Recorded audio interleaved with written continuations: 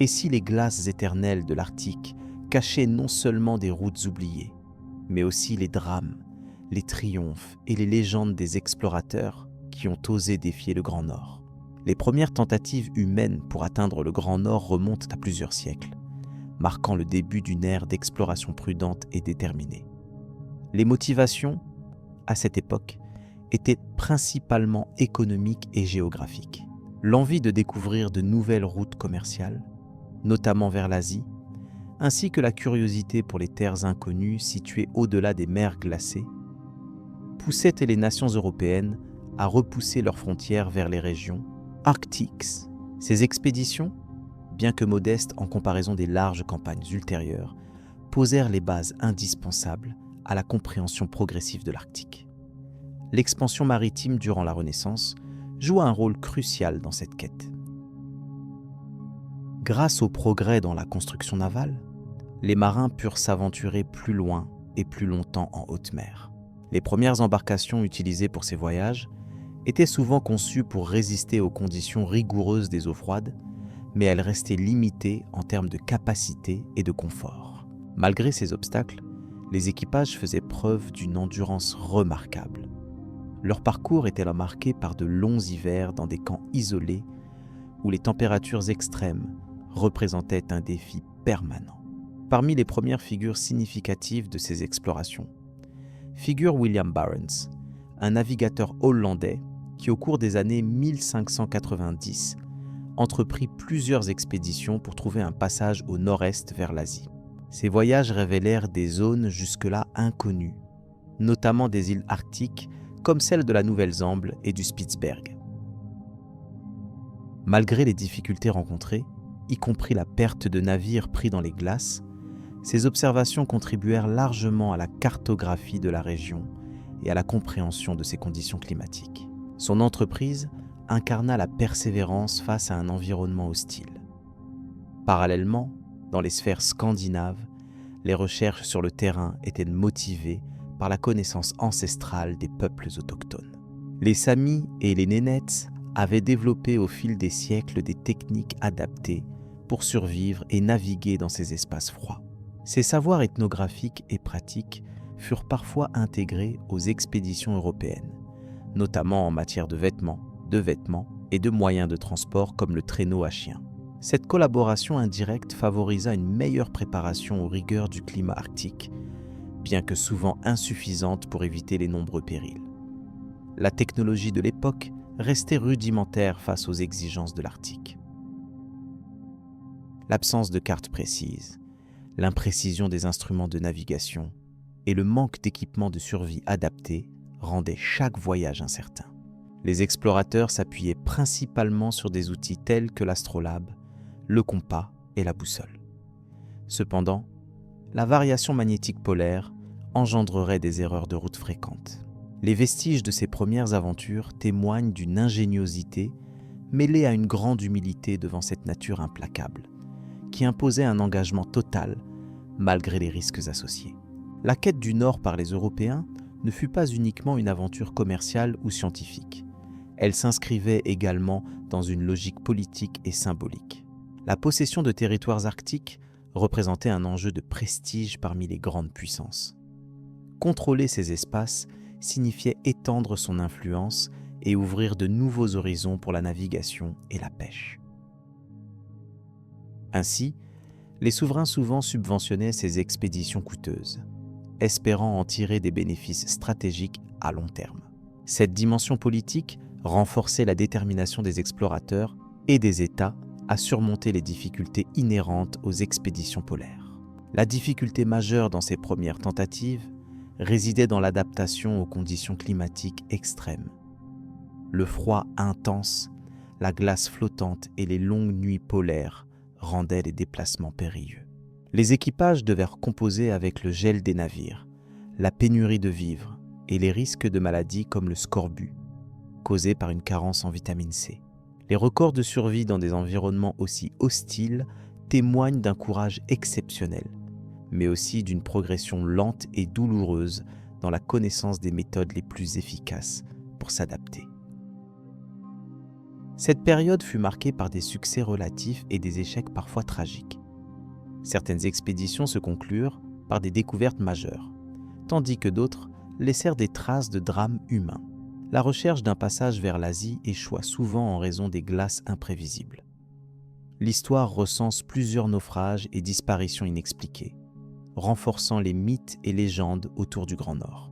Ces récits, transmis de génération en génération, alimentèrent la fascination pour l'Arctique et encouragèrent les futures explorations à poursuivre malgré les dangers. Ils témoignent aussi de la complexité d'un environnement où l'homme reste un invité fragile. Parallèlement aux observations géographiques, les expéditions participaient à l'enrichissement des connaissances scientifiques. Elles permirent de documenter la faune polaire, la formation et le comportement des glaces, ainsi que les variations saisonnières de l'environnement. Ces données précieuses furent progressivement compilées dans des rapports et des cartes qui fondèrent les bases d'une étude systématique de l'Arctique. Ces travaux représentaient un pas important vers l'apprivoisement du territoire, tout en renouvelant l'intérêt des sociétés européennes pour cette région isolée. Au fil du temps, les moyens techniques s'améliorèrent, en particulier au XIXe siècle, facilitant l'avancée vers les zones les plus reculées. Toutefois, les premiers siècles d'exploration furent largement marqués par un équilibre fragile entre réussite et échec, entre courage et prudence. Chaque expédition apportait son lot d'enseignements, contribuant lentement à la réduction de l'inconnu. La persistance de ces pionniers face à la nature rigoureuse souligna l'importance d'une préparation méthodique et d'une compréhension approfondie du milieu arctique, condition indispensable à la conquête du pôle Nord. Enfin, ces explorations primitives posèrent les jalons d'une aventure humaine unique, marquée par une quête constante de connaissances et de domination des espaces extrêmes. Le poids des ambitions commerciales et politiques fut égalé par une soif de savoir qui anima les esprits curieux et les scientifiques de leur temps. Dès ses premières incursions, l'Arctique fut perçu comme un territoire à la fois mystérieux et fascinant, suscitant une fascination durable qui devait se prolonger au long des siècles suivants. La transmission de ce patrimoine d'expériences ouvrait la voie à des expéditions plus ambitieuses. Ce cheminement progressif préparait naturellement l'étape suivante, où les exploits se formaliseraient davantage et où la technologie permettrait de franchir des seuils autrefois infranchissables. Le panorama des découvertes initiales appelait désormais à des explorations plus systématiques, intégrant les leçons des expériences passées. L'évolution des mentalités et des outils aboutirait ainsi à une meilleure maîtrise des espaces polaires, en dépit des risques permanents et des défis extraordinaires. Cette progression lente, mais inéluctable, incarne l'essence même de la conquête arctique. Les expéditions légendaires du XIXe siècle. Les expéditions polaires du XIXe siècle se distinguent par une volonté constante d'explorer l'inconnu dans des conditions extrêmes.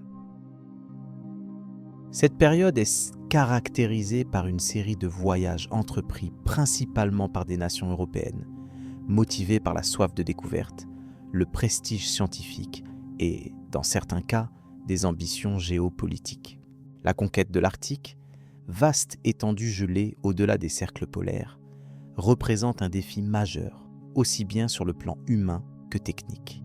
L'une des premières difficultés rencontrées résidait dans la logistique nécessaire à de telles expéditions. Il fallait imaginer des navires capables de résister à la pression des glaces, souvent construits avec des coques renforcées en bois massif. Le ravitaillement devait être soigneusement prévu, puisqu'aucune source alimentaire locale n'était disponible en quantité suffisante durant les longs hivers polaires. Par ailleurs, les instruments de navigation de l'époque, même s'ils avaient l'air de connu des progrès notables, exigeaient une grande compétence pour être utilisés efficacement dans ces latitudes où la position du soleil est parfois trompeuse. Le climat arctique imposait des conditions extrêmes, avec des températures pouvant descendre bien en dessous de zéro, des vents violents et une obscurité persistante en hiver. Ces facteurs rendèrent les déplacements périlleux et exigeaient une adaptation constante des équipes. Dans plusieurs cas, les expéditions souffraient d'isolation prolongée, de maladies liées au froid et à la malnutrition, ainsi que du déclin du moral face à des jours sans fin dans un environnement hostile. Pourtant, malgré ces obstacles, les explorateurs faisaient preuve d'une détermination remarquable, étendant progressivement la connaissance géographique de ces régions. Parmi les expéditions notables de cette époque figure celle de William Edward Parry, qui, au cours de ses voyages débutant dans la décennie de 1810, atteignit un point jamais atteint auparavant à travers le passage du Nord-Ouest, route maritime légendaire et recherchée pour relier l'Atlantique au Pacifique par le nord. Ces récits détaillés témoignent des efforts nécessaires pour manœuvrer à travers les champs de glace mouvantes et de la découverte de plusieurs îles jusque-là inconnues. Cependant, ces expéditions se heurtèrent à la difficulté immense de naviguer pendant des mois dans un environnement imprévisible, tout en maintenant les équipages en bonne santé. Ensuite, la mission de John Franklin au milieu du 19e siècle est restée tristement célèbre. Parti avec 2 navires et une équipe importante, Franklin espérait franchir le passage du Nord-Ouest, mais la totalité de son expédition fut perdue dans les glaces. L'enquête ultérieure sur les lieux permit de comprendre l'impact dévastateur des conditions polaires sur le matériel et les hommes, révélant l'étendue des sacrifices humains associés à cette quête. Cette tragédie alimenta aussi les recherches ultérieures qui cumulèrent une grande quantité de données sur la géographie arctique et les dangers du terrain. La période voit également une amélioration progressive des cartes polaires. Les levées cartographiques, réalisées souvent dans des circonstances extrêmes, firent apparaître pour la première fois des représentations précises des archipels et des masses glaciaires. Ces avancées permirent de mieux planifier les voyages suivants, réduisant partiellement les incertitudes liées à la navigation. L'apport scientifique de ces explorations s'étendit également à la climatologie, à la géologie et à l'étude des courants marins, enrichissant ainsi la compréhension globale de l'Arctique. Des expéditions comme celle d'Elisha Kane, menée dans les années 1850, combinèrent à la fois des objectifs scientifiques et humanitaires. Kane tenta notamment de retrouver des traces des missions précédentes disparues, tout en réalisant des observations systématiques. Son approche plus méthodique et soutenue par des connaissances médicales plus avancées permit d'améliorer les conditions de survie, bien que les dangers immenses demeurassent présents. Son témoignage contribue encore aujourd'hui à la mémoire collective des explorateurs polaires. Les récits de cette époque évoquent également des outils et des techniques adaptées à l'environnement arctique. L'utilisation de traîneaux à chiens importés des populations indigènes, souvent esquimaux ou inuits, fut essentielle pour transporter les provisions sur la glace. Apprendre à s'adapter aux coutumes locales et au savoir-faire traditionnel constituait ainsi une part importante du succès potentiel d'une expédition. En contrepartie, ce contact avec les peuples du Grand Nord apporta un éclairage précieux sur leur mode de vie et leur résistance dans ces conditions extrêmes. Un autre point marquant de ces expéditions concernait la navigation dans la banquise mouvante et fragmentée.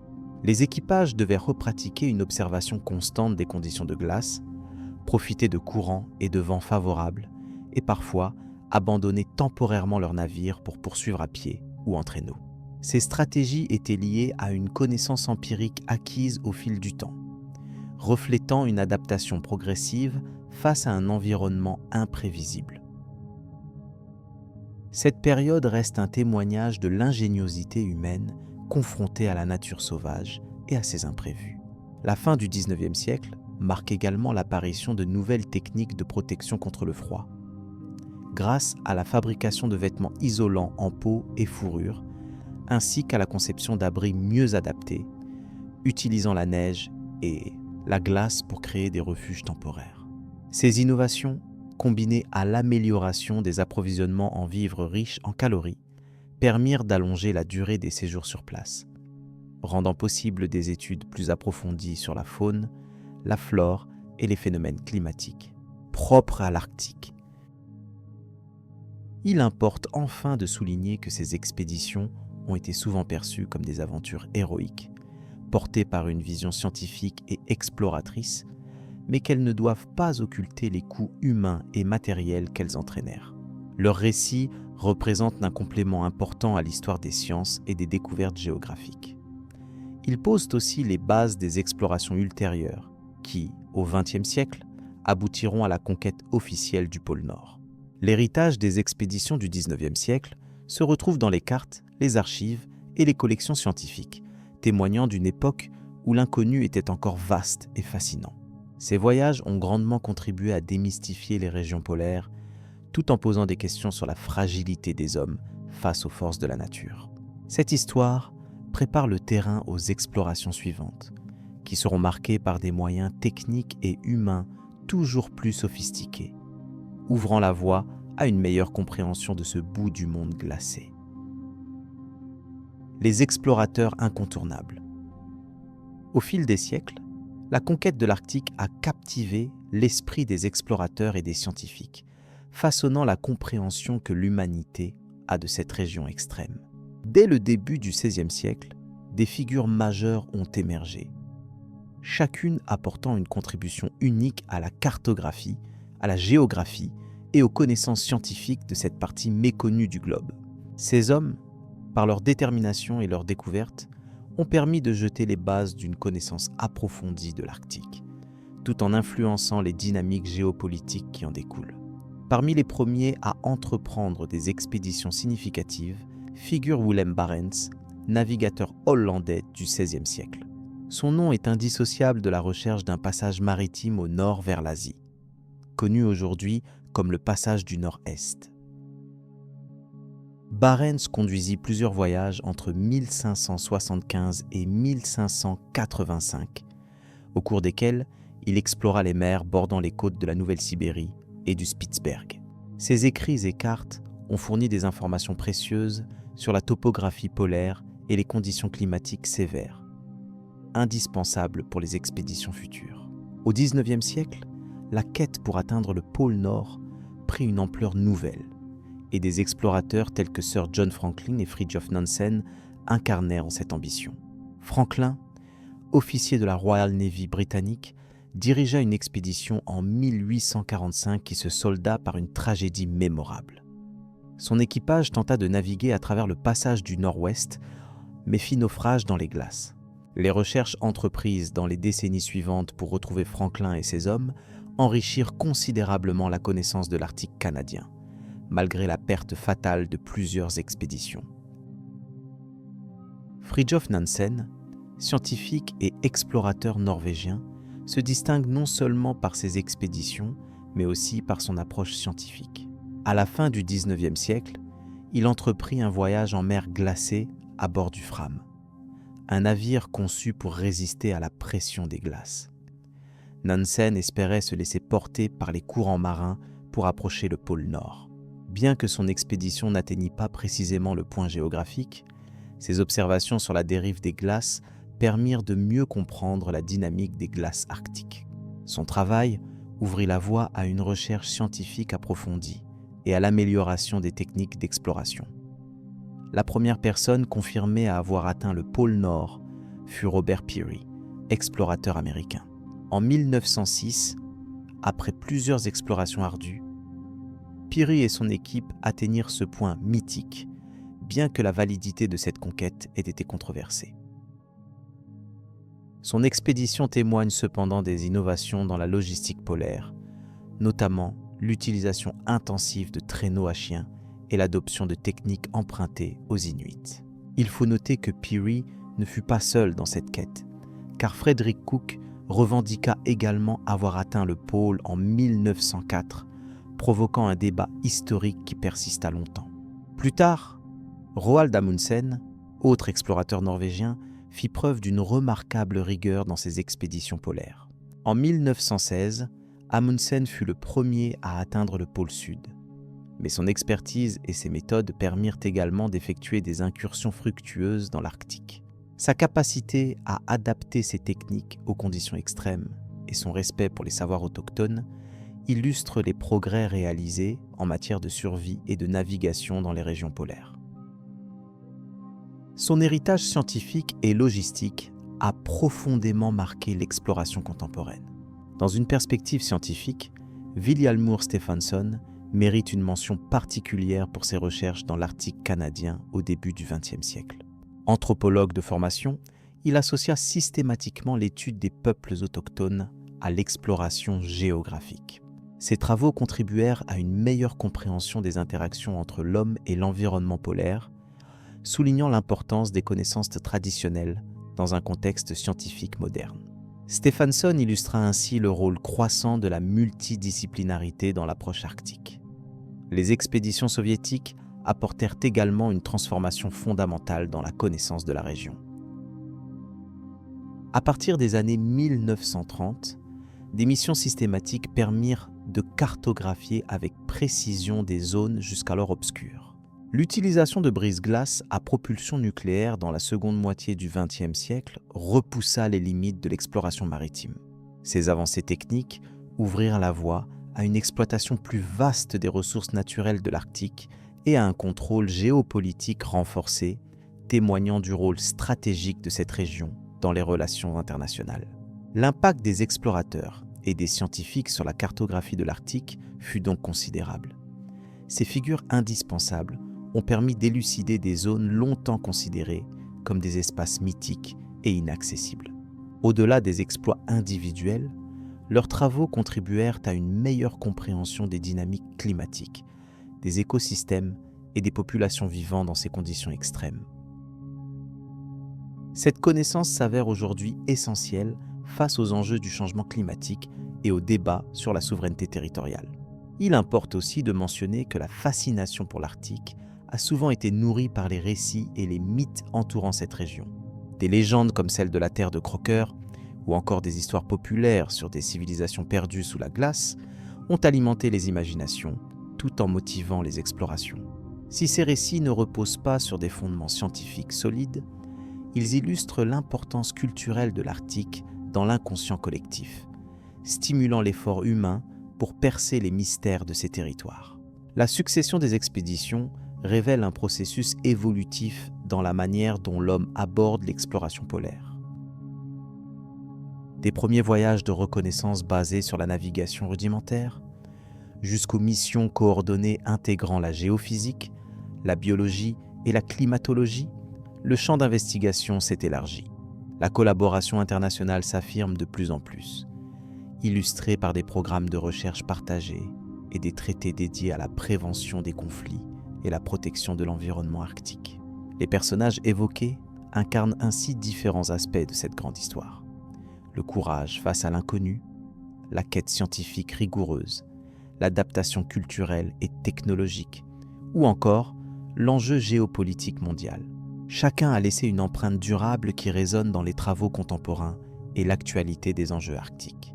Leur héritage continue d'inspirer les explorateurs modernes et les chercheurs à approfondir les questions encore ouvertes sur ce territoire lointain. Cette réflexion sur les figures incontournables de l'exploration arctique invite à considérer les liens complexes entre découverte, savoir et pouvoir. L'Arctique demeure un espace où la nature impose ses règles, mais où l'intelligence humaine cherche à se développer harmonieusement dans un équilibre délicat. Les récents développements scientifiques et techniques rendent cette ambition plus atteignable, tout en exigeant prudence et responsabilité. Ainsi se construit un panorama riche où l'histoire des expéditions se mêle à la science et à la diplomatie. La mémoire des explorateurs éclaire les défis actuels, que ce soit en matière de changement climatique, de préservation des écosystèmes ou de gestion des ressources naturelles. C'est une marche progressive vers une compréhension plus complète qui conjugue respect du passé et anticipation de l'avenir. Cette continuité historique pose les fondations pour les explorations et recherches à venir. Elle permet d'aborder les complexités du Nord avec une connaissance approfondie et un regard lucide. En intégrant les leçons du passé et les avancées modernes, il devient possible de poursuivre cette quête de manière durable et éclairée. Après avoir examiné ces figures majeures dont les parcours tracent les grandes lignes de la conquête arctique, il convient désormais de s'intéresser plus précisément aux environnements naturels qu'ils ont affrontés. Comprendre la topographie, le climat et la faune polaire permet de mieux apprécier les conditions dans lesquelles ces exploits ont eu lieu. La suite de ce récit proposera donc une immersion dans ces éléments essentiels pour la vie et l'exploration au cœur de l'Arctique. Les difficultés environnementales extrêmes. Les conditions extrêmes de l'environnement arctique ont toujours posé des défis majeurs aux explorateurs désireux de conquérir ces vastes étendues glacées. Le froid intense, l'omniprésence des glaces et la violence des tempêtes constituent un cadre naturel hostile, où chaque tentative de progression doit tenir compte de ces éléments incontournables. Comprendre la nature profonde de cet environnement est essentiel pour appréhender les difficultés auxquelles ont été confrontées les expéditions polaires. La température moyenne dans l'Arctique oscille souvent autour de moins 30 degrés Celsius en hiver, parfois même plus bas, ce qui impose des conditions glaciales permanentes. Ce froid extrême affecte non seulement l'homme, mais également l'équipement. Les matériaux doivent résister à la fragilisation causée par le gel, et l'équipement mécanique rencontre fréquemment des blocages dus à la cristallisation des fluides. La gestion de la chaleur corporelle est donc cruciale, et les vêtements isolants se sont progressivement perfectionnés pour protéger les équipes contre les gelures et l'hypothermie. Le paysage est largement dominé par d'immenses glaciers et des banquises épaisses qui s'étendent sur des milliers de kilomètres. Ces masses de glace mouvantes imposent un terrain instable, où chaque pas peut entraîner une chute ou un enlisement. Les glaciers présentent également des crevasses dangereuses, invisibles parfois sous une fine couche de neige. Leur découverte requiert une vigilance constante, ainsi que l'utilisation d'outils spécifiques pour évaluer la solidité du terrain. En plus de ces obstacles physiques, les tempêtes arctiques se manifestent régulièrement avec une violence qui dépasse souvent les prévisions météorologiques. Le vent peut atteindre des vitesses supérieures à 150 km/h, réduisant la visibilité à presque rien et augmentant la sensation de froid par un facteur appelé le refroidissement éolien. Ces conditions rendent la navigation difficile, perturbent les communications et augmentent les risques d'accidents graves. Dans ce contexte, la planification détaillée et l'adaptation rapide restent indispensables. Les explorateurs ont dû apprendre à décoder les signes météorologiques naturels afin d'anticiper les tempêtes à venir. L'observation des formations nuageuses, des variations soudaines de température et du comportement de la faune locale a constitué un savoir précieux. Cette connaissance empirique s'est progressivement enrichie, intégrant aussi des techniques modernes à mesure que la technologie permettait d'améliorer les prévisions météorologiques en milieu polaire. L'eau douce abondante dans cette région est principalement présente sous forme solide. La fonte saisonnière des glaces crée des étendues temporaires d'eau libre, mais ces phases restent très limitées dans le temps et l'espace. L'absence durable d'eau liquide nécessite la collecte et la fonte de glace ou de neige pour l'hydratation des équipages. Cette procédure demande du temps et des ressources énergétiques précieuses, ce qui influence la logistique des expéditions. Le cycle lumineux dans l'Arctique est également unique. La nuit polaire, qui dure plusieurs mois, plonge le paysage dans une obscurité quasi totale, perturbant ainsi les rythmes biologiques et rendant les déplacements et les travaux plus ardus. À l'inverse, le soleil de minuit assure une lumière constante durant une période similaire, perturbant les cycles de repos et nécessitant des adaptations strictes pour préserver la santé des explorateurs. Les montagnes sous-glaciaires, bien que couvertes de glace permanente, constituent des barrières naturelles qui modifient considérablement la topographie et la circulation atmosphérique locale. Leur présence influe sur le développement des vents et des précipitations, créant des microclimats où les conditions peuvent changer rapidement. Le relief accidenté accroît aussi les difficultés de déplacement, en particulier pour les traîneaux et véhicules motorisés. Les abysses gelés du pergélisol environnant représentent un autre défi. Ce sol gelé en permanence, profond parfois sur plusieurs centaines de mètres, rend instable tout aménagement temporaire. La construction d'abris exige une isolation efficace pour éviter la transmission du froid et garantir une certaine sécurité aux occupants, ce qui complique les opérations sur place. La faune arctique, bien que limitée, exerce une influence significative. Certains animaux, tels que les ours polaires, imposent une vigilance constante pour la sécurité des équipes. La présence d'espèces capables de survivre dans ces conditions extrêmes témoigne également de l'adaptabilité biologique, mais ne facilite pas forcément les interactions avec les humains dans le cadre des expéditions. Dans le passé, ces conditions environnementales ont clairement orienté les stratégies de progression vers le pôle. Les choix des routes se sont appuyés sur la recherche d'espaces où la glace était plus stable ou plus fine, sur l'étude des courants marins et sur la prédiction des cycles saisonniers de la banquise. Peu à peu, l'expérience accumulée a permis de réduire les risques liés aux pièges naturels, mais jamais totalement de les éliminer. Les innovations technologiques modernes, bien que puissantes, doivent continuellement s'adapter à cette nature hostile. Les matériaux résistants au froid, les systèmes de navigation satellitaire et les moyens de communication avancés rendent aujourd'hui les expéditions plus sûres. Mais la nature arctique conserve toujours sa part d'imprévisibilité et de danger. Toutes ces considérations montrent que la conquête de l'Arctique ne repose pas seulement sur le courage ou la détermination, mais sur une connaissance approfondie et un respect rigoureux des conditions environnementales. Cet équilibre délicat entre l'homme et la nature polaire constitue un aspect fondamental pour comprendre les succès et les tragédies survenues dès les premiers pas vers le pôle Nord.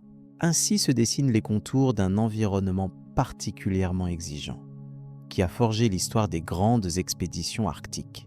À partir de cette base, il devient possible d'aborder les héros, les échecs et les découvertes qui ont marqué la progression vers le cœur glacé du monde. Le récit des hommes et des moments clés s'élabore alors sur le fond de ces difficultés inhérentes, où chaque avancée reflète une adaptation minutieuse et souvent courageuse face à l'extrême. Les innovations techniques dans la conquête polaire. Les innovations techniques ont joué un rôle essentiel dans la progression des expéditions vers le pôle Nord. Dès les premières tentatives, les explorateurs ont dû faire face à des conditions extrêmes qui rendaient la survie difficile et les déplacements périlleux. Pour relever ces défis, divers outils et équipements ont été développés et adaptés spécialement pour répondre aux exigences du milieu arctique. Ces avancées ont souvent marqué un tournant décisif dans la capacité à pénétrer plus loin dans ces régions hostiles. Le perfectionnement des vêtements et des moyens de transport a permis aux hommes d'améliorer leur résistance au froid et d'augmenter la portée de leur voyage.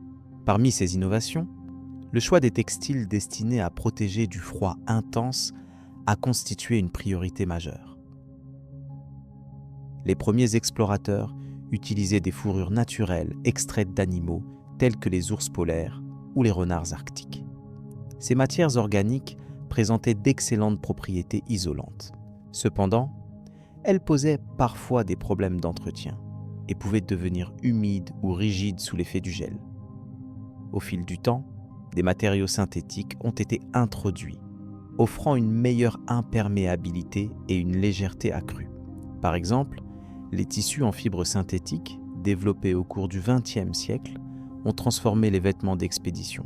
Ils ont permis non seulement de réduire le poids du matériel transporté, mais aussi d'optimiser la régulation thermique du corps humain, évitant ainsi les risques d'hypothermie et d'engelure. Parallèlement à la protection vestimentaire, les innovations concernant les techniques de transport ont également façonné l'histoire de la conquête polaire. Les traîneaux à chiens figuraient parmi les moyens les plus utilisés. Leur sélection rigoureuse reposait sur des races adaptées aux conditions sévères, capables de parcourir de longues distances sous des températures glaciales. Les équipes d'animaux étaient souvent coordonnées avec précision afin d'assurer un équilibre optimal entre vitesse et endurance. Ces traîneaux, bien que traditionnels, bénéficiaient au fil des années de progrès dans la conception des patins et de la structure pour améliorer leur glissement sur la glace et la neige tassée.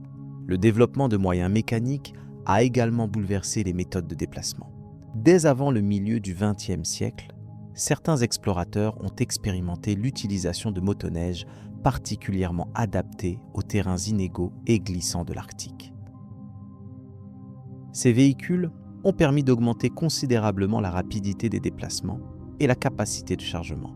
Cependant, leur usage restait conditionné par les contraintes environnementales, la consommation de carburant, la maintenance en conditions extrêmes et les limites imposées par la faible maniabilité sur certaines surfaces. Ces facteurs ont conduit à une utilisation combinée entre engins motorisés et moyens plus traditionnels pour garantir la réussite des missions. La cartographie a également profité des innovations techniques. L'amélioration des instruments de mesure, tels que les sextants, compas et baromètres, a permis une navigation plus précise malgré l'absence de repères terrestres évidents. Par ailleurs, l'introduction, au XXe siècle, des technologies radio et des premiers dispositifs de communication par satellite a transformé la gestion des expéditions. Ces outils ont renforcé la sécurité des explorateurs en assurant des liaisons régulières avec les bases terrestres, facilitant ainsi la coordination et la planification des opérations dans un environnement isolé. L'adaptation des outils utilisés au quotidien pour la survie en milieu polaire revêt également une importance capitale. Par exemple, la qualité des couteaux, haches et autres instruments tranchants a été constamment améliorée afin de garantir leur efficacité et leur durabilité malgré le froid extrême. Ces outils étaient indispensables non seulement pour la préparation de la nourriture, mais aussi pour la construction d'abris. En effet, les premiers habitats temporaires construits sur place devaient résister aux vents violents et aux températures basses. Et la robustesse des matériaux employés influait directement sur la sécurité des membres d'expédition.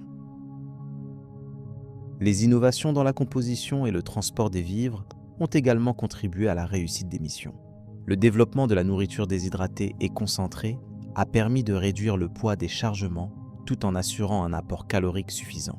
De plus, la capacité à stocker les provisions dans des contenants hermétiques a limité la dégradation et les contaminations, évitant ainsi des risques sanitaires majeurs. Ces progrès ont permis d'augmenter la durée des expéditions, offrant aux équipes la possibilité d'explorer des zones auparavant inaccessibles du Grand Nord. Les recherches scientifiques concernant l'adaptation physiologique des humains au froid intense ont aussi orienté les choix techniques. Comprendre comment le corps réagit aux longues expositions aux basses températures a conduit à des améliorations dans la conception des vêtements, mais aussi dans l'organisation des pauses et des activités. Ces connaissances approfondies ont contribué à prévenir les pathologies liées au froid, comme les engelures sévères ou le syndrome de gelure, en définissant des protocoles d'habillement et de comportement adaptés lors des traversées. La collaboration internationale a joué un rôle non négligeable dans le développement de ces innovations. Des échanges entre différentes nations engagées dans l'exploration polaire ont permis la diffusion rapide des meilleures pratiques et des technologies les plus efficaces. Ces partenariats ont favorisé la mise en place d'expéditions conjointes, où chaque contribution technologique était étudiée et améliorée pour être adaptée à l'environnement spécifique. Cette dynamique a accéléré la progression des connaissances liées à la conquête des régions polaires. L'étude des peuples autochtones des régions arctiques a également influencé l'évolution technique des expéditions. Leur savoir ancestral en matière de fabrication de vêtements, d'habitat et de moyens de déplacement a été une source d'inspiration fondamentale pour de nombreux explorateurs. Par exemple, l'utilisation des kayaks ou des traîneaux couverts a été intégrée à la panoplie d'équipements conçus pour affronter les défis de la glace et de la neige. Cette intégration du savoir traditionnel dans des approches scientifiques modernes représente une étape clé dans la maîtrise des environnements polaires. L'approfondissement de la connaissance des conditions climatiques et géographiques du Grand Nord a conduit à une meilleure planification des expéditions. Les innovations technologiques dans le domaine de la météorologie, notamment l'observation systématique des phénomènes atmosphériques et la modélisation des trajectoires des glaces, ont permis de préfigurer les périodes les plus propices au déplacement. Cette anticipation a réduit certains risques liés au bouleversement soudain du climat arctique, offrant plus de garanties quant à la sécurité des hommes en mission. Le perfectionnement des systèmes d'isolation thermique a aussi eu une incidence directe sur la réussite des expéditions. L'adoption de matériaux innovants pour la fabrication des tentes et des abris mobiles a permis de diminuer la perte de chaleur et d'augmenter le confort des occupants. Ces éléments techniques, bien que discrets, ont longtemps conditionné la durée et la viabilité des séjours dans un milieu aussi exigeant. La possibilité de se reposer efficacement dans un environnement sécurisé renouvelé a largement contribué à préserver l'énergie des explorateurs. De surcroît, le développement des équipements de sécurité a été fondamental pour faire face aux nombreux accidents possibles en milieu polaire. Des dispositifs de secours avancés, des signaux lumineux aux balises de détresse ont été inventés et constamment améliorés. Ces outils rendaient possible une intervention rapide en cas d'urgence, que ce soit pour localiser un équipage perdu ou pour prévenir les équipes rapprochées. La mise en place de ces systèmes a transformé la nature même des expéditions, en augmentant la marge de sécurité des participants. Enfin, l'innovation la plus marquante reste peut-être la combinaison progressive de toutes ces avancées techniques. Le regroupement d'équipements performants, de connaissances scientifiques précises et d'une organisation rigoureuse des missions a permis d'atteindre des objectifs inaccessibles lors des premières tentatives. Cette évolution continue souligne l'importance d'un développement harmonieux dans tous les domaines liés à la conquête polaire, démontrant que chaque détail technique contribue à la réussite collective. La maîtrise accrue des environnements extrêmes entraîne inévitablement une nouvelle phase d'exploration, préparant ainsi le terrain pour les prochaines découvertes à venir. Les tentatives vers le pôle Nord. Au XVIIe siècle, les premières expéditions européennes vers le Nord furent motivées par des intérêts commerciaux et géographiques. Les navigateurs cherchaient souvent des passages vers l'Asie, espérant éviter les longues routes terrestres ou les dangers politiques. Les routes empruntées suivaient généralement les côtes de l'Arctique, où les navires pouvaient naviguer au plus près des terres. Cependant, ces tentatives se heurtaient aux glaces de mer, qui devaient encore être mieux comprises pour envisager un franchissement réussi.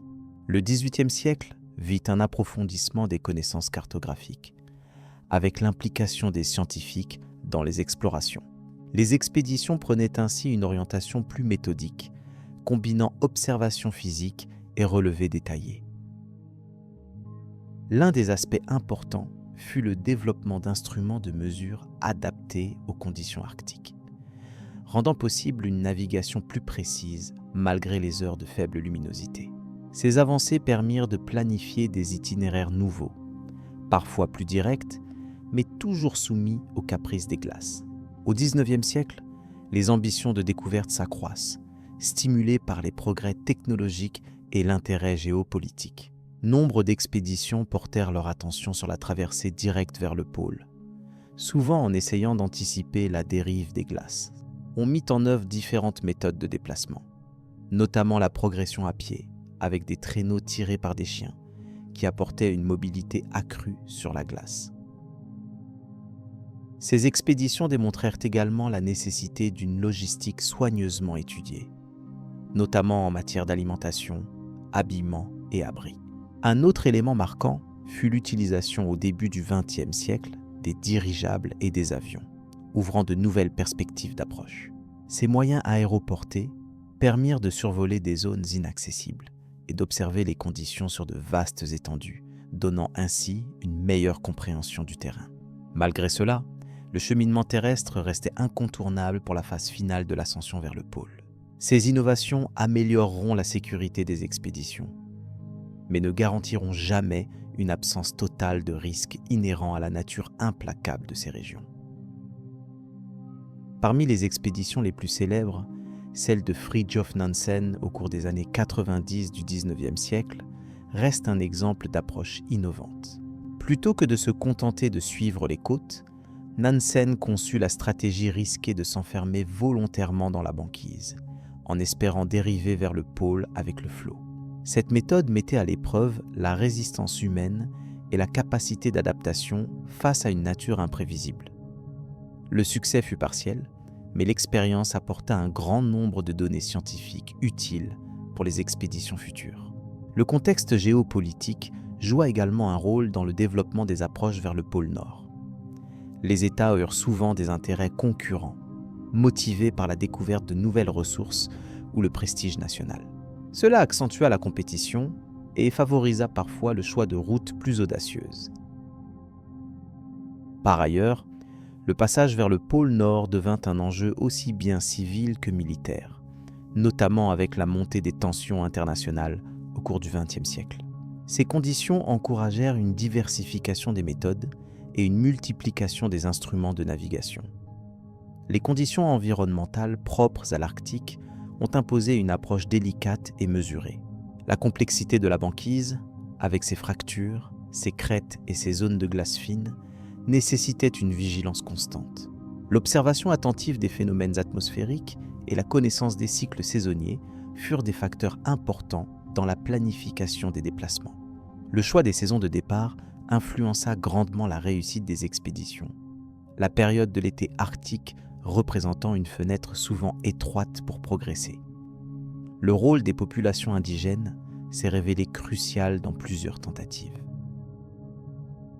Leur connaissance intime du terrain, des déplacements avec les traîneaux et des techniques de survie constituaient une ressource précieuse. Les échanges entre explorateurs et communautés locales permirent d'intégrer des savoir-faire adaptés aux milieux extrêmes. Cette collaboration améliora considérablement les chances de succès, même si l'Arctique extérieur demeurait un défi ardu pour tout voyageur. L'abondance de tragédies dans la conquête du pôle témoigne des dangers permanents auxquels les explorateurs furent exposés. Les naufrages, les gelures, la famine et la désorientation étaient autant d'épreuves qui mettaient à l'épreuve la résilience humaine.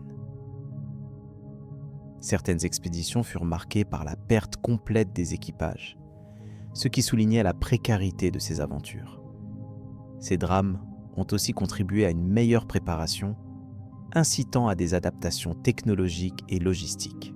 En résumé, la conquête du pôle Nord s'est effectuée à travers une succession de stratégies mêlant audace, prudence et innovation.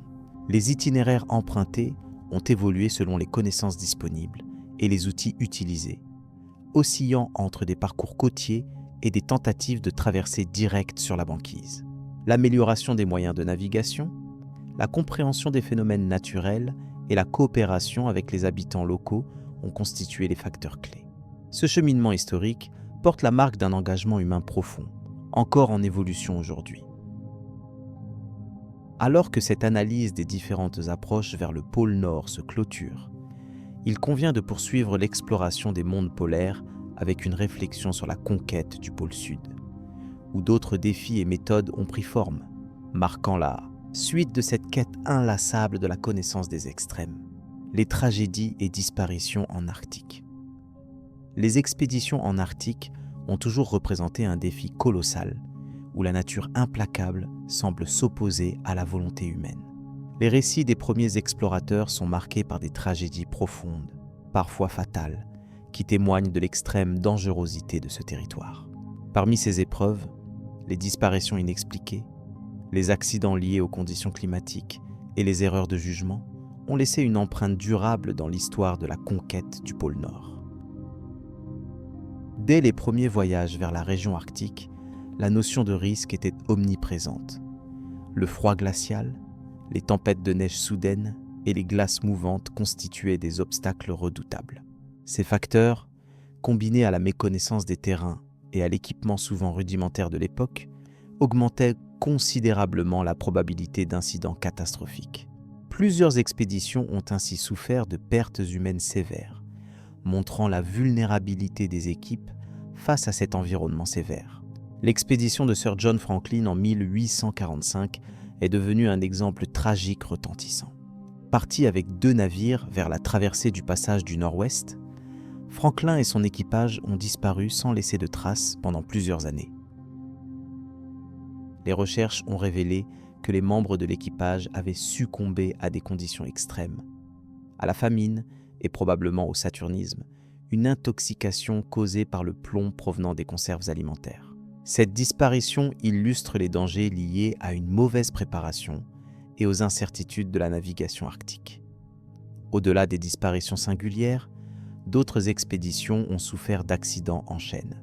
Les crampons de glace cédant sous le poids des hommes, les traîneaux s'embourbant dans la neige profonde, ou encore les tempêtes isolant des groupes entiers, illustrent l'imprévisibilité constante de ce milieu.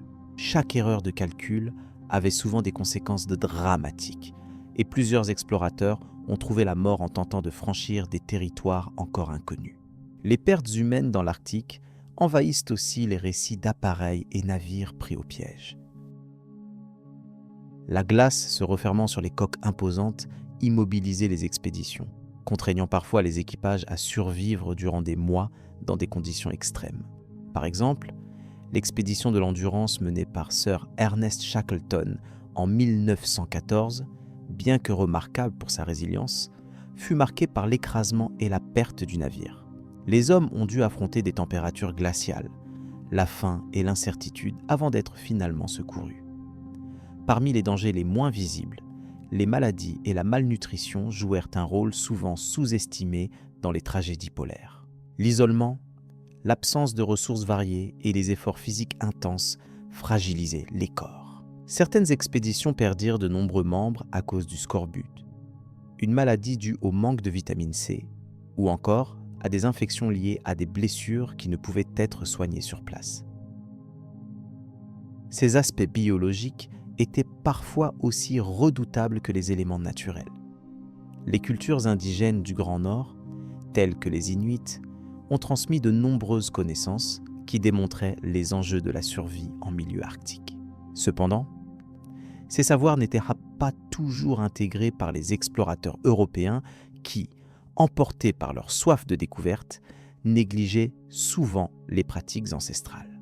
L'absence de compréhension de ces traditions a parfois conduit à des erreurs fatales, accentuant le décalage entre savoir local et méthodes imposées. Les traditions mythologiques autour du Nord polaire comprennent aussi des récits qui reflètent la peur et le respect envers ces contrées hostiles. Certains mythes évoquent des esprits de glace ou des créatures légendaires gardant les territoires inaccessibles. Ces croyances ont influencé, consciemment ou non, la psychologie des explorateurs en renforçant parfois le sentiment d'isolement et de fatalité, accentuant la tension psychologique des équipes durant les longs hivers. Les progrès technologiques et scientifiques ont permis d'améliorer la sécurité des explorateurs, mais même aujourd'hui, la région arctique reste un environnement imprévisible. Les nouvelles expéditions doivent toujours se prémunir contre les dangers naturels, les pertes d'orientation dans le blizzard et les risques liés à la glace mouvante. Plusieurs incidents récents montrent que malgré l'expérience accumulée, l'Arctique conserve son pouvoir de danger. Le bilan humain de la conquête de l'Arctique est donc lourd. Nombreux sont ceux qui ont offert leur vie dans une quête qui mêle audace et prudence nécessaire. Chaque accident, chaque disparition raconte une histoire de lutte entre l'homme et la nature. Un combat où l'adaptation et la connaissance se révèlent être les éléments essentiels pour survivre. Il est important de rappeler que les tragédies arctiques ne doivent pas être seulement perçues sous l'angle du drame, mais aussi comme des leçons qui ont conduit à une meilleure préparation des missions ultérieures. Les erreurs du passé ont participé à l'élaboration de techniques plus sûres et à une compréhension approfondie de l'environnement hostile. Sans ces expériences, souvent douloureuses, la conquête du pôle Nord n'aurait pas progressé. En conclusion, la route vers le pôle Nord a été jalonnée de difficultés extrêmes et de pertes humaines, soulignant la complexité et la sévérité du territoire arctique. Cette région continue d'exiger respect et vigilance, rappelant le fragile équilibre entre la passion pour l'exploration et la prudence imposée par les forces de la nature. Leur destin tragique appelle à une humilité constante, précieuse dans toute démarche d'aventure polaire. Poursuivant cette analyse, la réflexion s'oriente dorénavant vers les expressions culturelles et artistiques issues de ces expéditions, ainsi que leur impact sur la compréhension contemporaine de l'Arctique. La vie quotidienne dans les bases arctiques. L'un des premiers aspects à considérer est l'hébergement. Les bases arctiques sont souvent constituées de structures isolées, construites pour résister aux vents violents et aux températures extrêmement basses, atteignant parfois moins de -40 degrés Celsius. Ces bâtiments, souvent en acier ou en matériaux composites isolants, sont munis d'un système de chauffage continu qui nécessite une surveillance constante.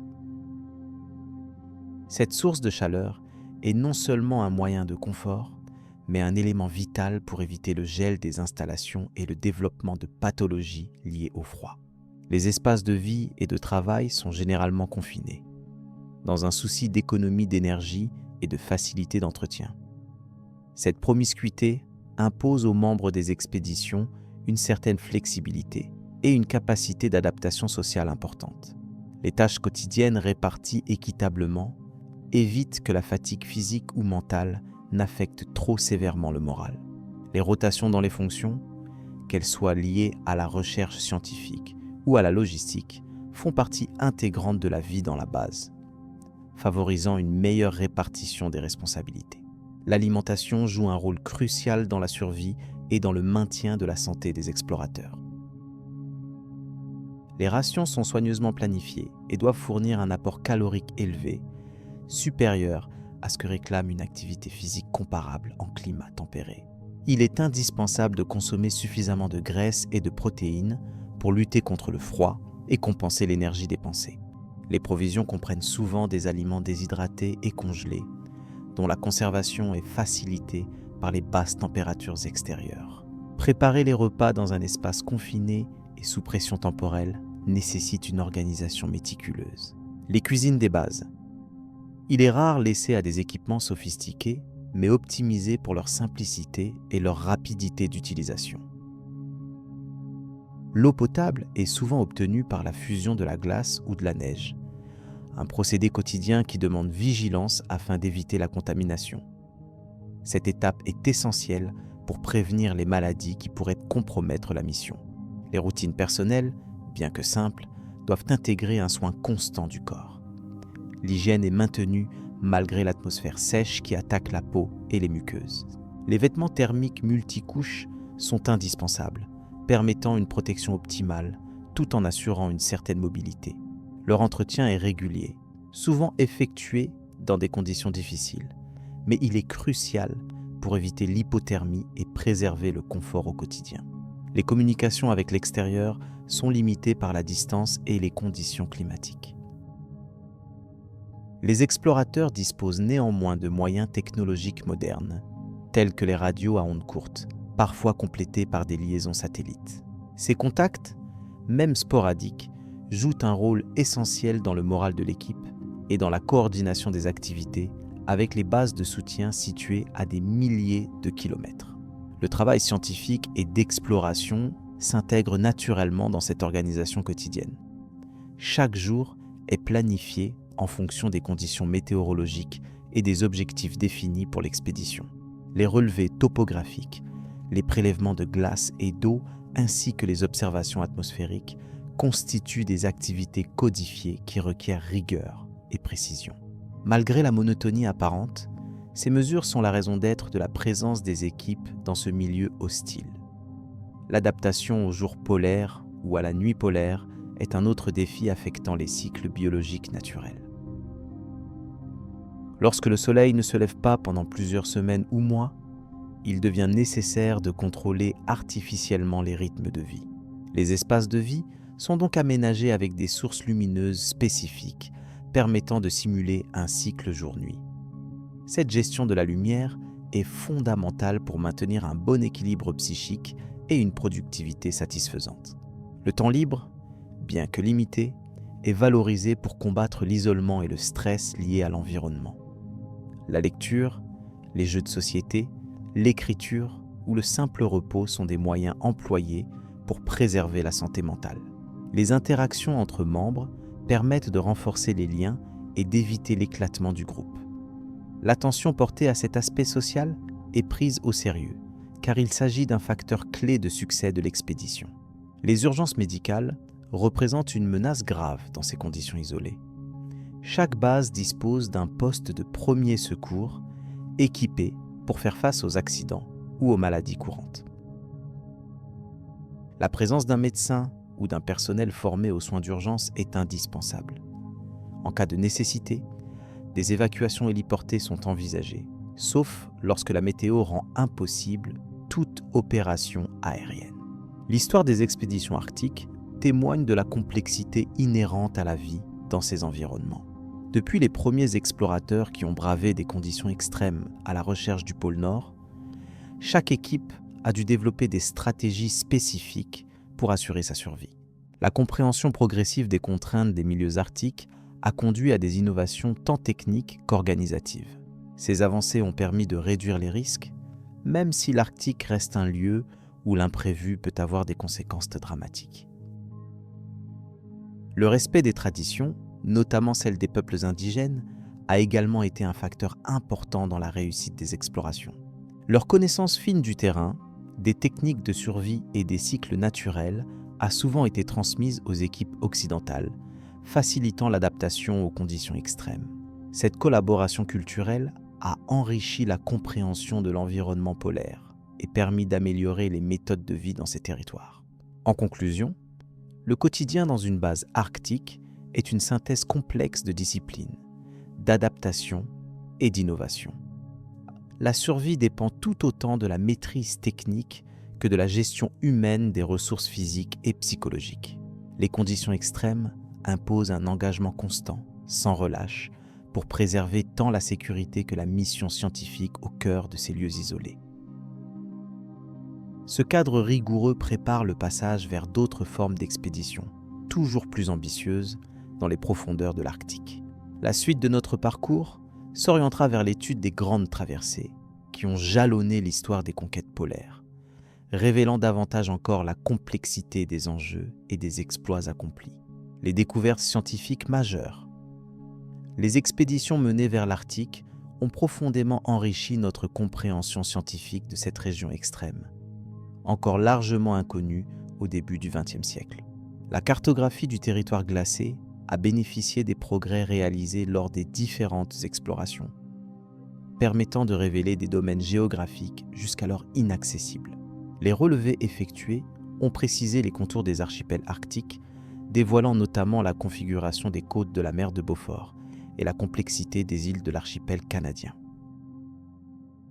Ces informations ont servi de base à des cartes plus précises et à des atlas modernes, donnant un aperçu plus fidèle des conditions physiques du nouveau monde polaire.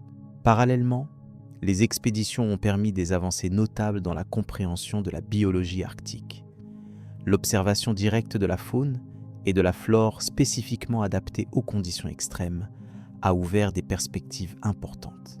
Les chercheurs ont documenté plusieurs espèces endémiques, telles que l'ours polaire et le renard arctique, analysant leur comportement et mode de vie dans des environnements caractérisés par des variations saisonnières drastiques.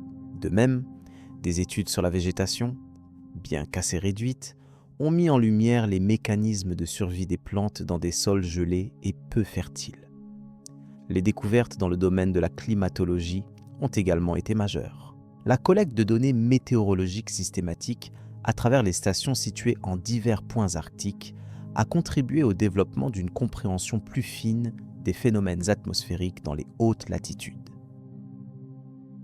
Ces mesures ont mis en évidence les particularités du climat polaire, telles que la persistance d'un froid intense, les variations de luminosité liées au cycle de jour et de nuit polaire, ainsi que le rôle des glaciers dans la régulation thermique. Par ailleurs, les expéditions chronométrées ont permis d'étudier l'influence des vents et de la pression atmosphérique sur la formation et le déplacement des glaces marines. Au-delà des mesures environnementales, ces explorations ont apporté une meilleure connaissance des interactions entre les peuples indigènes et leur environnement naturel. Les ethnologues avaient l'opportunité d'étudier les cultures inuites et leur adaptation à ce milieu hostile. L'étude des techniques traditionnelles de chasse et de navigation, ainsi que la transmission orale de récits liés à la géographie et aux saisons, ont enrichi la compréhension des relations entre communautés humaines et milieux polaires. Ce savoir autochtone a parfois inspiré les stratégies d'expédition et d'équipement utilisées par les explorateurs occidentaux. Sur le plan océanographique, les campagnes de mesure et de prélèvement ont aussi ouvert de nouvelles perspectives. L'observation des courants marins dans les eaux glaciales a permis de mieux comprendre la dynamique océanique dans ces régions, influençant les climats plus méridionaux. Le suivi de la salinité, de la température des eaux et des mouvements des glaces a servi à établir des corrélations entre la fonte des glaciers et les variations climatiques à plus grande échelle. Ces données ont été cruciales pour développer des modèles sur l'évolution future des écosystèmes polaires face aux changements globaux. Enfin, cet ensemble d'informations a favorisé l'émergence d'une approche multidisciplinaire dans l'étude de l'Arctique. La collaboration entre géographes, biologistes, climatologues et anthropologues a permis une compréhension globale et intégrée, dépassant la simple description topographique. Cette synthèse a alimenté les connaissances transmises dans les milieux académiques et scientifiques, consolidant la place de l'Arctique comme secteur fondamental d'études pour la planète entière. Ainsi, la conquête scientifique du pôle Nord représente bien plus qu'un simple exploit d'exploration. Elle constitue une étape essentielle dans l'élargissement des savoirs humains, offrant des éclairages sur les mécanismes complexes qui régissent cette région unique. Ces avancées sont à la base des recherches actuelles sur le climat mondial, la conservation des espèces et la survie des communautés traditionnelles en milieu extrême. Le voyage à travers ces terres gelées dévoile sans cesse de nouveaux éléments, enrichissant le tableau global du monde naturel. Par conséquent, les résultats des différentes missions polaires ont indubitablement façonné notre vision de la planète, en montrant combien les espaces éloignés participent à l'équilibre général. Ils soulignent également l'importance d'une observation attentive et prolongée pour appréhender les phénomènes environnementaux à long terme. Chaque donnée recueillie est un fragment qui contribue à une meilleure gestion des ressources naturelles et à une anticipation des bouleversements à venir, tout en respectant la fragilité des milieux explorés. Le renforcement des méthodologies d'études et l'accroissement des moyens techniques disponibles ont renforcé la qualité et la portée des observations effectuées en Arctique. Le recours à des instruments de pointe tels que les sondeurs électroniques, les stations météorologiques automatisées et les techniques de cartographie satellitaire ont transformé le champ des possibles. Ces innovations ont permis une collecte de données plus précise, régulière et étendue, assurant une base solide pour les recherches interdisciplinaires qui se poursuivent encore aujourd'hui. En résumé, l'héritage scientifique des expéditions vers le pôle Nord est colossal. Il s'étend de la découverte géographique détaillée aux analyses biologiques sophistiquées, en passant par des connaissances approfondies en climatologie et en océanographie.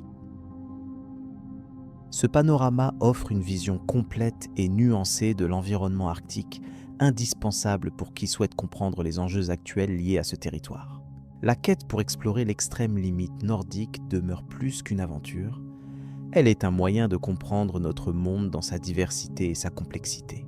Ainsi s'achève cette revue des contributions scientifiques majeures liées aux explorations arctiques. Le récit poursuit désormais son chemin vers l'analyse des défis humains et techniques auxquels ont dû faire face les pionniers dans leur lutte contre les conditions hostiles et parfois mortelles du Grand Nord. Mythes et légendes du Grand Nord. Dans l'immensité glacée du Grand Nord, les récits et légendes ont toujours joué un rôle essentiel dans la manière dont les peuples autochtones et les explorateurs européens ont perçu et affronté cet environnement. Extrême. Ces mythes, transmis de génération en génération, ont façonné non seulement la compréhension des territoires polaires, mais aussi la culture des sociétés qui vivent à la lisière du cercle arctique. Ils offrent une clé pour comprendre la relation profonde entre l'homme et un monde où la nature impose ses lois avec rigueur. Les peuples inuits, saamis et autres communautés du Nord partagent un riche patrimoine de croyances liées aux forces invisibles de l'Arctique. Selon leurs traditions, les esprits de la nature, parfois bienveillants, parfois redoutables, guident ou défendent les hommes. Le respect envers ces entités est fondamental pour survivre dans des conditions souvent hostiles. Chaque animal arctique possède un sens symbolique. L'ours polaire est perçu comme un gardien puissant, tandis que le renard arctique incarne la ruse et l'adaptabilité. Cette vision animiste colore les pratiques quotidiennes, influençant tout, depuis la chasse jusqu'au récit au coin du feu. Parallèlement à ces croyances indigènes, les légendes européennes liées à la quête du pôle Nord ont contribué à la dramaturgie de l'exploration polaire.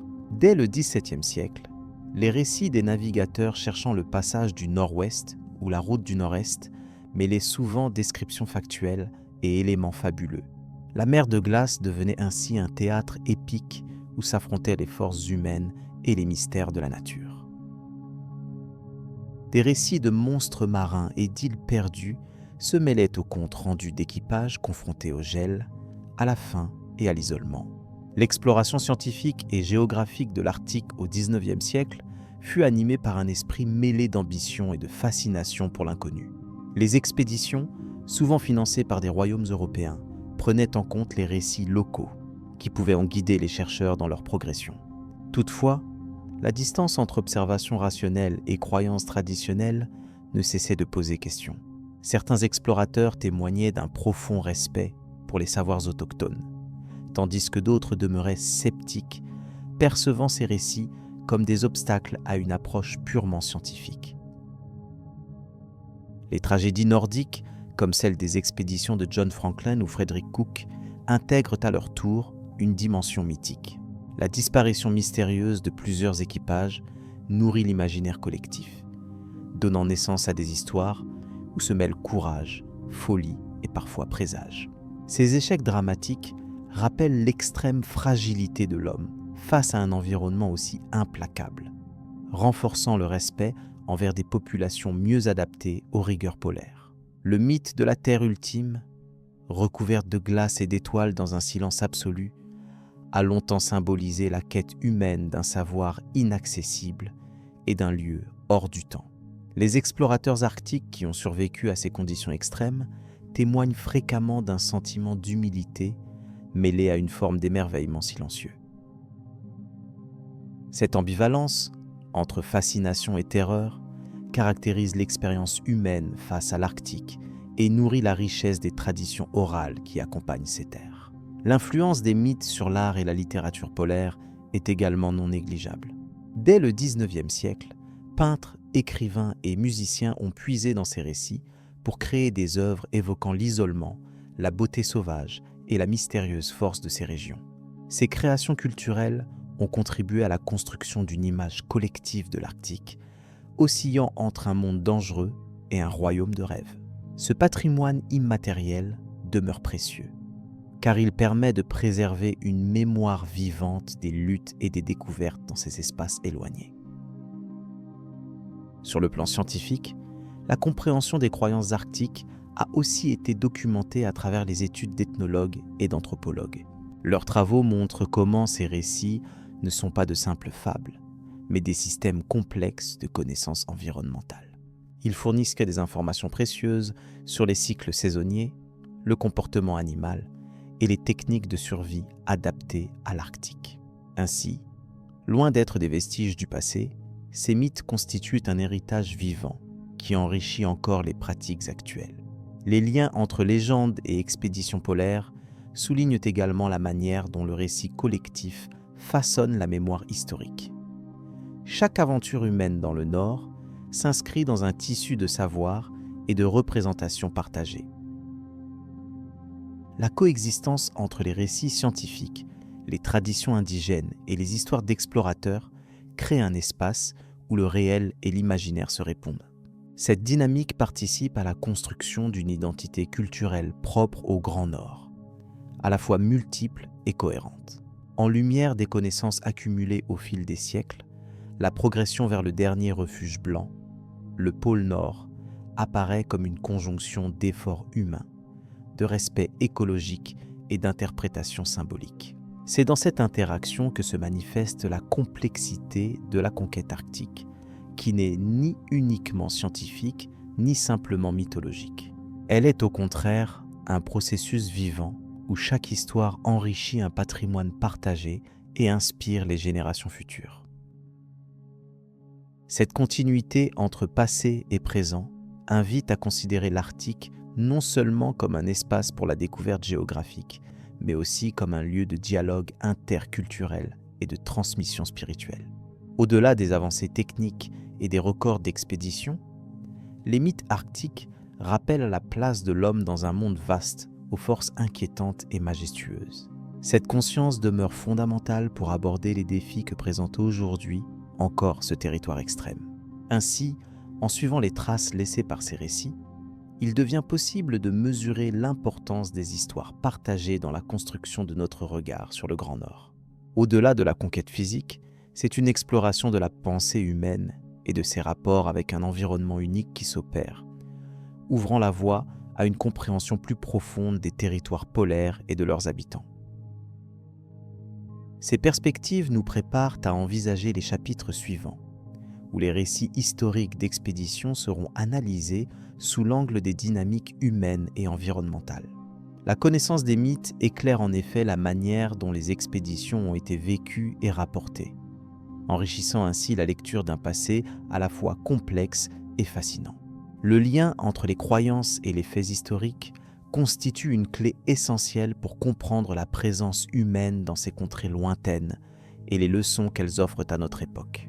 Le rôle des populations indigènes dans l'exploration. Les populations indigènes ont joué un rôle central dans les expéditions vers l'Arctique, souvent déterminant pour la réussite des explorations. Leur connaissance intime de l'environnement extrême, des techniques de survie et des comportements des animaux polaires a permis à de nombreux explorateurs de s'adapter à des conditions que les Européens ne pouvaient imaginer. Cette collaboration n'a cependant pas toujours été simple ni équitable, reflétant des dynamiques culturelles complexes et parfois conflictuelles. L'analyse objective de ces relations met en lumière des échanges mutuels et des dépendances qui ont marqué l'histoire de la conquête du pôle Nord. Les populations autochtones, telles que les Inuits, les Samis ou les peuples Tchouktchès, possédaient des savoirs accumulés depuis des millénaires. Ils connaissaient les cycles saisonniers, la migration des phoques, les zones de pêche et les routes sûres sur la glace. Ces connaissances étaient vitales pour la survie dans un milieu où la moindre erreur pouvait être fatale. Les explorateurs européens, arrivant avec leur équipement et leurs coutumes, ont rapidement compris qu'ils ne pouvaient avancer seuls. Dès le début des grandes expéditions au XIXe siècle, plusieurs d'entre eux ont cherché à établir des alliances ou à apprendre directement de ces peuples. Les échanges prenaient différentes formes. Apprentissage technique, échange culturel et parfois intégration temporaire dans les communautés autochtones. On note par exemple que certains explorateurs ont adopté les vêtements traditionnels faits de peaux d'animaux, préférant ces habits aux lourdes uniformes européennes. Ils ont également assimilé les techniques de déplacement comme l'usage du traîneau à chien, essentiel pour progresser rapidement sur la banquise.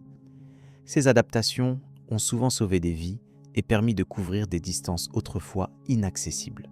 Cependant, toutes les interactions n'étaient pas basées sur le respect et la reconnaissance mutuelle.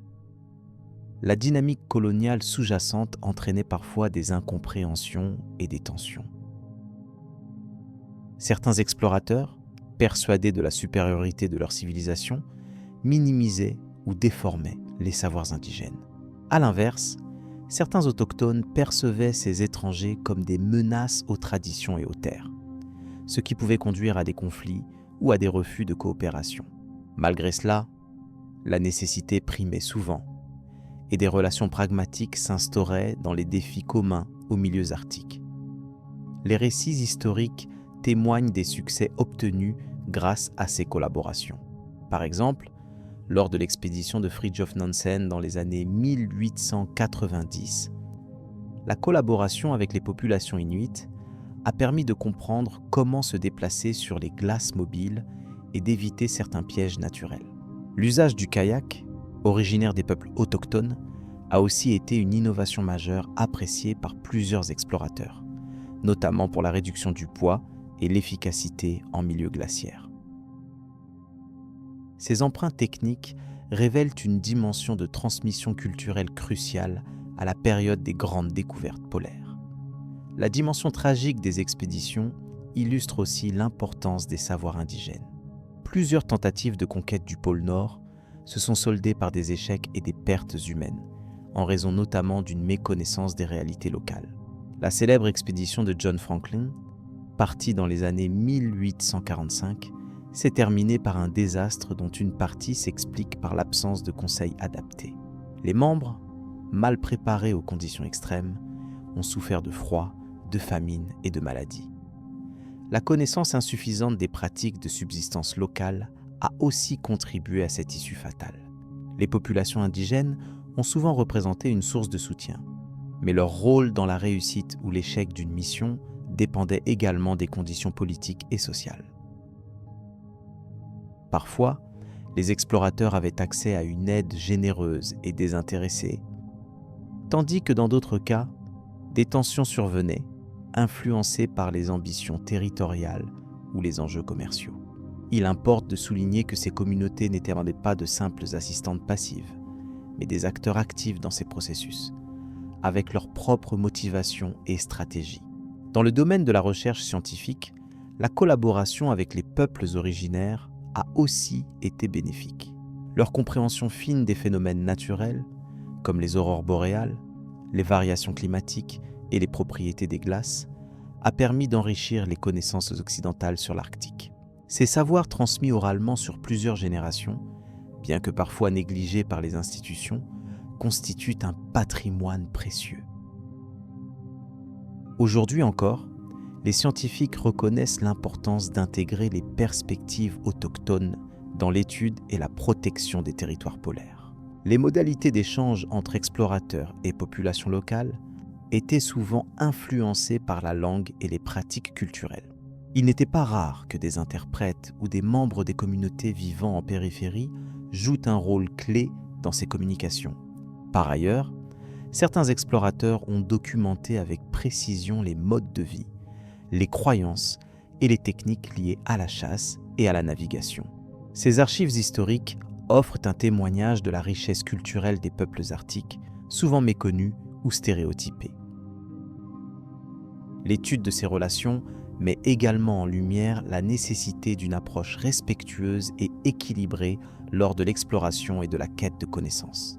L'expérience passée montre que la méprise ou le mépris des savoirs indigènes conduit fréquemment à des échecs ou à des pertes humaines.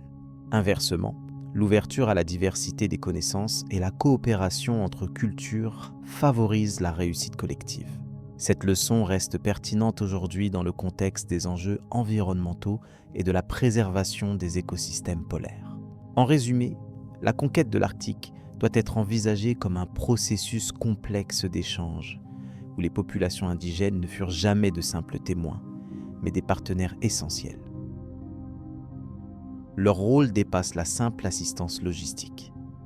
Ils ont été porteurs d'un savoir vivace indispensable à la survie et à la réussite des grandes expéditions. Cette dimension humaine et culturelle doit être intégrée dans toute analyse historique afin de mieux comprendre les dynamiques qui ont façonné la découverte du pôle Nord. Ainsi s'amorce la réflexion sur la manière dont ces interactions ont influencé les développements technologiques, les stratégies d'exploration ultérieures et la manière dont on perçoit aujourd'hui les territoires arctiques et leurs habitants, ouvrant la voie à une compréhension plus globale dans la suite de cette étude. L'héritage des explorations arctiques contemporaines. Les explorations arctiques de ces derniers siècles ont laissé un héritage riche et complexe, mêlant découvertes scientifiques, avancées géographiques et un lourd tribut humain. Dès les premières tentatives qui ont marqué le XIXe siècle, les expéditions ont façonné notre compréhension des milieux extrêmes, tout en révélant les dangers inhérents à ces voyages. La documentation méticuleuse recueillie lors de ces missions a permis d'approfondir les connaissances sur la géologie, le climat et la faune arctique. Les relevés météorologiques, les cartographies précises, ainsi que les observations biologiques ont constitué la base de la science polaire moderne. Cette accumulation de savoir a favorisé une meilleure appréciation des dynamiques environnementales qui régissent cette région. Les conséquences historiques sont indissociables des enjeux sociaux et culturels liés à l'Arctique. Les expéditions ont souvent mobilisé des équipes internationales, provoquant des échanges interculturels parfois intenses, mais toujours enrichissants. Par ailleurs, ces entreprises ont mis en lumière la résilience des peuples autochtones, tout en soulignant la nécessité de respecter leurs savoirs ancestraux dans l'étude du territoire. Cependant, nombre d'aventures se sont soldées par des tragédies humaines, souvent dues à une méconnaissance des conditions extrêmes et à l'isolement. Les récits d'équipes disparues ou de manœuvres hasardeuses rappellent les limites du courage face aux obstacles naturels. Ces événements ont conduit à un renforcement des protocoles de sécurité qui encadrent désormais les missions polaires. Aujourd'hui, l'héritage de ces expéditions guide la recherche scientifique contemporaine. La mesure continue du réchauffement climatique utilise des méthodes qui s'appuient directement sur les points de référence établis par les pionniers. Les glaciologues, climatologues et écologues bénéficient de ce socle historique pour analyser les changements rapides affectant la calotte glaciaire et la biodiversité. La protection de l'environnement arctique devient un enjeu incontournable à l'échelle globale. Les protocoles internationaux dérivés des conventions post-exploratoires cherchent à limiter les impacts anthropiques et à garantir une exploitation équilibrée des ressources.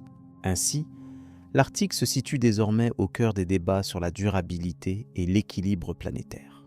À cet égard, l'observation attentive de la faune polaire permet d'évaluer la santé des écosystèmes, souvent indicateur des perturbations plus larges.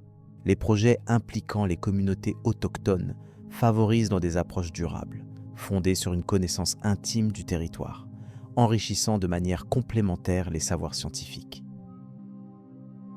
Les expéditions passées et présentes démontrent également une adaptation constante des techniques et des moyens logistiques. Le recours à la technologie satellitaire, aux drones et aux bases hivernales permanentes offre une nouvelle dimension aux études, sans négliger l'héritage des méthodes traditionnelles éprouvées par les premiers explorateurs. La valorisation de cette mémoire collective au moyen d'archives, de musées et de publications spécialisées assure la transmission des expériences et des enseignements. Un regard croisé entre histoire et science accélère ainsi la compréhension des défis contemporains, mettant en lumière une forme de continuité dans l'aventure arctique. Enfin, le rôle éducatif occupé par ces récits aide à susciter des prises de conscience quant à la fragilité de l'Arctique et la responsabilité globale à son égard. Dépassant le simple exploit, la conquête polaire invite à une réflexion profonde sur la place de l'humain face à des environnements extrêmes, insufflant humilité et vigilance. Ainsi, l'exploration arctique apparaît comme un vaste chantier multidimensionnel où passé et présent se croisent pour éclairer les chemins à venir. Les défis liés à l'évolution rapide du climat et à la gestion des ressources imposent une collaboration renforcée entre États, scientifiques et populations locales. Ce passage du temps traduit une transition progressive, de l'époque héroïque à une ère plus consciente des limites et des responsabilités. La dynamique actuelle conjugue science, politique et éthique dans un espace vivant qui reste en constante mutation entre préservation et industrie. En somme, cette longue histoire d'observation, de souffrance et de savoir accumulé continue à nourrir les débats et les actions. Elle révèle que la fascination pour l'Arctique ne s'essouffle pas.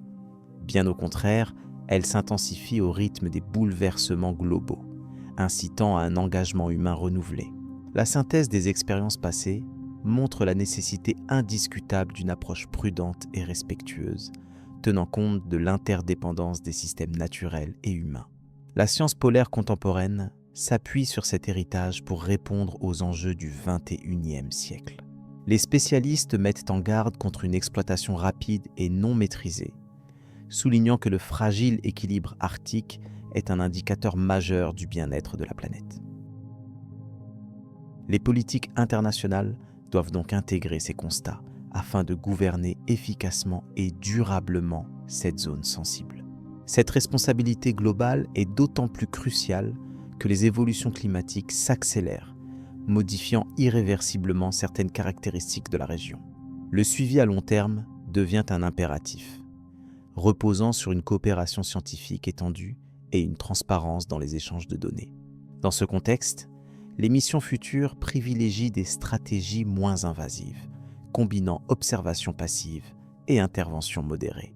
Le recours aux technologies non polluantes révèle une volonté consciente d'atténuer l'impact environnemental lié aux recherches. Parallèlement, l'Arctique reste un lieu d'expérimentation stratégique en matière de gestion des ressources et de compréhension des processus naturels à grande échelle. Ces connaissances se révèlent précieuses pour anticiper et atténuer les conséquences des modifications environnementales à l'échelle mondiale. Il convient également de reconnaître le rôle crucial joué par la cartographie moderne, qui, enrichie des données glanées grâce aux anciennes expéditions, permet une meilleure anticipation des risques et facilite l'organisation logistique des PMI, opérations en milieu polaire. Ainsi, la dynamique actuelle associe respect des héritages et innovation méthodologique, traduisant une maturation de la discipline et une prise en compte accrue des interactions complexes entre climat, biosphère et sociétés humaines. Cette démarche plurielle s'inscrit dans une vision holistique tenant en compte les aspects scientifiques, sociaux, culturels et politiques. Le dialogue entre spécialistes de différentes disciplines enrichit la compréhension et favorise des solutions intégrées adaptées aux spécificités régionales. Enfin, l'attention portée au savoir autochtone illustre la nécessité de dépasser une approche uniquement occidentale. Ces connaissances locales constituent une source inestimable pour interpréter les phénomènes observés et concevoir des mesures de gestion pertinentes et respectueuses. Le continuum entre les expéditions historiques et les recherches actuelles contribue à renforcer un sentiment de responsabilité collective vis-à-vis d'une région emblématique des enjeux planétaires. Cette continuité invite à conjuguer mémoire, savoir et action dans le but de préserver l'Arctique pour les générations futures. Les leçons tirées du passé rappellent que la conquête polaire ne saurait être dissociée d'un engagement éthique profond et d'une vigilance constante. C'est dans cette perspective que les recherches et politiques doivent s'inscrire, en équilibrant ambition scientifique et conscience environnementale. De cette manière, l'Arctique demeure un territoire où la connaissance progresse, mais où les limites du possible imposent prudence et humilité. Les expéditions successives illustrent ce fragile équilibre qui guide aujourd'hui la démarche des acteurs impliqués. Les efforts conjoints des communautés scientifiques, politiques et locales forment ainsi un socle solide pour affronter les défis à venir. L'harmonie recherchée entre développement et protection représente un enjeu majeur dont la portée dépasse largement les frontières arctiques. Dans ce cadre, la promotion du dialogue international apparaît essentielle pour garantir une gestion coordonnée et durable. La coopération multilatérale incarne une réponse adaptée face aux complexités et interdépendances inhérentes à cette zone. L'importance de cet héritage scientifique et culturel ne cesse de croître à mesure que se développent de nouvelles questions liées au changement global. L'Arctique devient un laboratoire naturel crucial, où se jouent des équilibres fondamentaux pour la planète entière. Pour conclure, le parcours téméraire des explorateurs et le cadre rigoureux des recherches contemporaines convergent vers un objectif partagé: comprendre, protéger et gérer un environnement unique et fragile. Ce processus s'inscrit dans une démarche de long terme, favorisant la pérennité. Cette réflexion ouvre la voie à des investigations toujours plus intégrées, où les dimensions humaines et naturelles interagissent dans une synergie nécessaire. Poursuivre cette œuvre collective représente un défi majeur pour l'avenir de la science et de la Terre elle-même. C'est donc avec un regard à la fois prudent et engagé que s'achève ce bilan, dont la richesse invite à approfondir la connaissance des mécanismes polaires, tout en favorisant leur conservation effective. La route vers une compréhension complète reste encore longue, mais prometteuse. La transition vers les développements futurs s'appuie sur cet héritage, offrant des perspectives nouvelles dont les fondements reposent sur l'expérience accumulée. Le dialogue entre discipline et culture reste au cœur de cette quête, appelée à se poursuivre méthodiquement.